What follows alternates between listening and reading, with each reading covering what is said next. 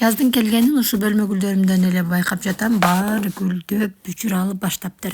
Сыртка чыксаң эми эшик жаз да, кыш деп ойлобойсуң. Март келип калгандай эле сезим болуп, эшиктерди шыпырып тазалап жыйнап алайын деп анан ушинтип бекитип, кир жааган жайып көрсөтөйүн десем, камерам туура эмес көрүнүп калыптыр. Өзү негизи контент тартыш деле оңой эмес. Мисалы штатив коюп алып тартсаң үйдөгүлөрдөн уяласың. Мына эмне эле өзүнчө блогер болуп атат дебесин деп. Ар жерге телефонун бекитип, бир челекке сөөп, бир дубалга сөөп, бир столго сөөп жүрүп контент тартабыз.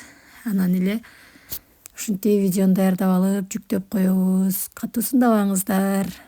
Сыртка чыксам көчөдө ушундай жаз. Суу чыгып калган экен, сууларымды ташып алдым дагы үйлөрдү, кухняларды жазга даярдап жатам. Эртең мүмкүн жылып калганбыз, үйдө тамак жасай албай калам деп.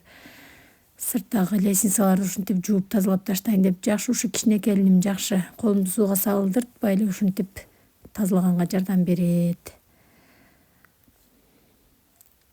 Баарын робот болуп тыкылдап жасап атам. Таймлапстын жардамында. Колдоп, комментарий, лайк басып кетиңиздер.